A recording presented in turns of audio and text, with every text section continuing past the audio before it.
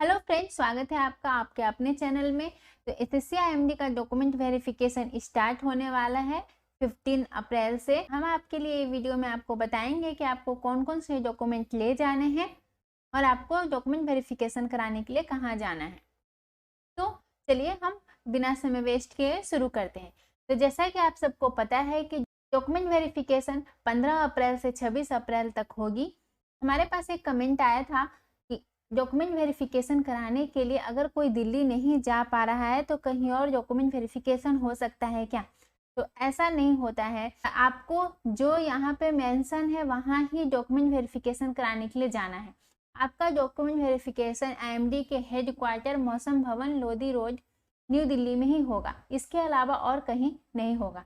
तो आप सभी को जो मेंशन डेट है उसी दिन 9:30 को रिपोर्ट करना है डॉक्यूमेंट वेरिफिकेशन कराने के लिए। अब हम बात करते हैं कि डॉक्यूमेंट वेरिफिकेशन कराने के लिए जाना है तो हमें क्या डॉक्यूमेंट लेकर जाना है। ये हमारी लिस्ट ऑफ डॉक्यूमेंट्स है। जैसा कि आप देख सकते हैं, सबसे पहला आपको फील्ड अटेस्टेशन फॉर्म ले जाना है A to F, और डॉक्यूमेंट लिस्ट में आपको 10th की मार्कशीट और सर्टिफिकेट ले जाना है। मार्कशीट और सर्टिफिकेट दोनों ही ले जाना है, ओनली मार्कशीट नहीं ले जाना है, सर्टिफिकेट भी चाहिए। तो 12th की मार्कशीट ले जानी है और उसकी सर्टिफिकेट ले जानी है। अगर आपने ग्रेजुएशन किया है तो आपको सेमेस्टर वाइज भी मार्कशीट ले जानी है। ऐसा नहीं कि एक मार्कशीट में ऐसा आता है जिसमें सारे सेमेस्टर के मार्क्स दिए रहते हैं, उसके अलावा आपको सेमेस्टर वाइज मार्कशीट अलग अलग जो मिलती है वो ले जानी है। आपको ग्रेजुएशन में सेमेस्टर वाइज मार्कशीट ले जानी है और उसका डिग्री सर्टिफिकेट ले जाना है। फाइनल जो डिग्री सर्टिफिकेट मिलता है वो ले जाना है, और आधार कार्ड ले जाना है, पैन कार्ड और कास्ट सर्टिफिकेट। अगर जिस भी कास्ट से आप बिलोंग करते हैं उसका कास्ट सर्टिफिकेट आपको ले जाना है। डिजेबिलिटी सर्टिफिकेट भी ले जाना है।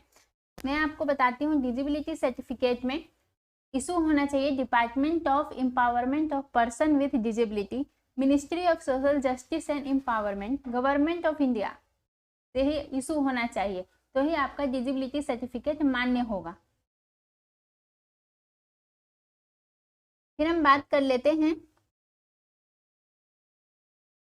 CGPA to percentage conversion certificate ले जाना है। अगर आपका जो ग्रेजुएशन है उसमें CGPA है तो आपको CGPA से परसेंटेज कन्वर्जन का एक सर्टिफिकेट आता है, आपकी यूनिवर्सिटी आपके कॉलेज से आपको मिल सकता है, मिल जाता है इजीली। आप उसको ले जाना है आपको साथ में, अदरवाइज आपको अंडरटेकिंग देना पड़ेगा। तो इसलिए आपको वो साथ में जरूर ले जाना है क्योंकि ये पार्ट बहुत ही क्रूशियल है। इसके अलावा जो हमें मार्कशीट मिलते हैं उसके पीछे भी लिखा रहता है, अगर नहीं लिखा है तो आपको वो सर्टिफिकेट लेकर जाना है। 6 से 8 पासपोर्ट साइज फोटोग्राफ ले जानी है। डोमिसाइल सर्टिफिकेट भी ले जानी है। एक सेट जो भी ओरिजिनल डॉक्यूमेंट यहाँ पे मेंशन है उसका एक सेट ऑफ फोटोकॉपी ले जानी है विथ सेल्फ अटेस्टेशन, और NOC ले जानी है। जो लोग गवर्नमेंट एम्प्लॉय हैं, जो ऑलरेडी गवर्नमेंट जॉब कर रहे हैं, तो उनको नो ऑब्जेक्शन सर्टिफिकेट भी ले जाना है। अगर आपके पास इसमें से कोई सर्टिफिकेट नहीं है तो आपको अंडरटेकिंग देना पड़ेगा और आपको फिर से जाकर वो डॉक्यूमेंट सबमिट करने पड़ेंगे, तो आपकी थोड़ी परेशानी बढ़ सकती है। इसलिए आप ये सारे डॉक्यूमेंट्स अपने साथ ले जाइए, इसकी ओरिजिनल और एक सेट ऑफ फोटोकॉपी और पासपोर्ट साइज की फोटो। तो सबसे पहले आपको अटेस्टेशन फॉर्म लेके जाने हैं जो कि एनेक्सर A to F में मेंशन है। देखते हैं, विस्तार में देख लेते हैं कि एनेक्सर A to F में क्या है। एनेक्सर A देखते हैं दोस्तों, आपको यहाँ पे पासपोर्ट साइज की फोटो चिपकानी है और ये फोटो आपको इसी साइज में होनी चाहिए। आपको अपना सरनेम नेम डालना है, ये सब ब्लॉक लेटर मतलब कैपिटल लेटर में लिखना है। Present address, full present address लिखना है आपको। होम एड्रेस लिखना है। आधार नंबर, पैन नंबर लिखना है आपको।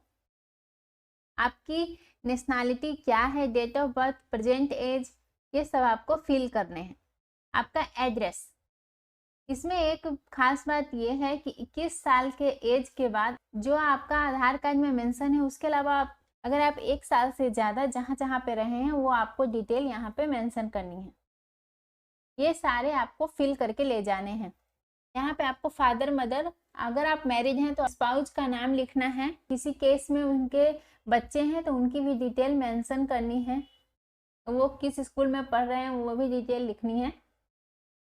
अगर आप किसी ऑर्गेनाइजेशन में काम करते हैं तो उसका डिटेल भी यहाँ पे मेंशन करना है। यहाँ पे ऐसा लिखा है कि अगर आप किसी ऑर्गेनाइजेशन में काम करते हैं और अगर आपने वहाँ पे छोड़ने से पहले 1 मंथ की नोटिस पीरियड दिया है कि नहीं, इसके बारे में आपको यहाँ पे लिखना है। यस नो पे आपको क्लिक करना है। यहाँ पे आपको 2 रेफरेंसेस का नाम लिखना है और उनके मोबाइल नंबर और एड्रेस लिखने हैं। तो आपको ऐसे पर्सन का नाम लिखना है जो कि आपके बारे में जानते हो, और अगर आप ऐसे पर्सन का नाम लिखोगे जो आपको अच्छी तरीके से जानते हैं, जो आपका अच्छा ही सोचते हैं, जो आपके बारे में अच्छा ही बताएंगे, तो बेटर रहेगा। तो आप यहाँ पे 2 पर्सन का नाम लिखना है, उनका एड्रेस, मोबाइल नंबर लिखना है।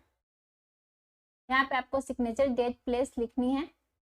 अभी कैरेक्टर सर्टिफिकेट की बात करते हैं। कैरेक्टर सर्टिफिकेट में आपको फिल करना है, लेकिन आपको फाइनल कैरेक्टर सर्टिफिकेट यहाँ जैसा लिखा है कि फाइनल सिलेक्शन होने के बाद ही सबमिट करना है। ये भी हमें क्वेश्चन मिला था कमेंट बॉक्स में कि मैम कैरेक्टर सर्टिफिकेट अभी देना है क्या?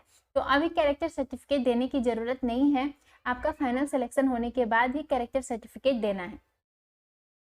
एक ऐसा भी प्रोविजन होता है कि अगर आपके पास कोई डॉक्यूमेंट नहीं है तो आप अंडरटेकिंग ले सकते हैं, और उसमें मेंशन करना होता है कि मैं 15 दिन 30 दिन में आपको डॉक्यूमेंट दिखाऊंगा।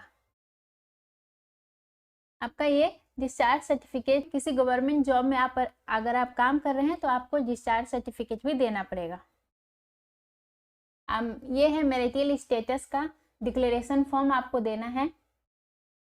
आपको बेसिक डिटेल आपको फिल करनी है। ये आपका एक अंडरटेकिंग है, सिंपल, आपको ये फिल करना है।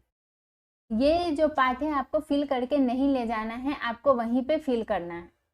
आप जब जाएंगे डॉक्यूमेंट वेरिफिकेशन कराने तो वहां पे ही आपको फिल करना है ये सारे पार्ट। यहाँ से वो लिस्ट है। अब मैं आपको बताती हूँ कि ओरिजिनल डॉक्यूमेंट्स आपको क्या क्या ले जाने हैं। जैसा कि यहाँ पे मेंशन है, आपको ओरिजिनल डॉक्यूमेंट ले जाने हैं और फोटोग्राफ ले जाने हैं। तो आप एटलीस्ट 6 से 7 फोटोग्राफ्स ले लीजिए क्योंकि यहाँ पे मेंशन नहीं है, तो थोड़ा ज़्यादा ही लेके जाना चाहिए, इससे बेटर रहता है। तो 6 to 7 फोटोग्राफ आप अपने साथ डॉक्यूमेंट वेरिफिकेशन कराने के लिए जाएं तो पासपोर्ट साइज की फ़ोटो ले लीजिए, और एक सेट ऑफ फोटोकॉपी ले जानी है। जो भी आप ओरिजिनल डॉक्यूमेंट ले जाएंगे उसकी एक सेट ऑफ फोटोकॉपी ले जानी है और उसमें सेल्फ अटेस्टेशन करना है।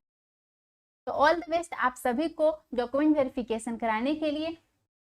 अगर आपको ये वीडियो हेल्पफुल लगा तो इस वीडियो को सभी दोस्तों के साथ शेयर करिए ताकि वो इस जानकारी को मिस नहीं कर पाए और उनका डॉक्यूमेंट वेरिफिकेशन भी अच्छी तरीके से हो जाए। तो थैंक यू फॉर वॉचिंग।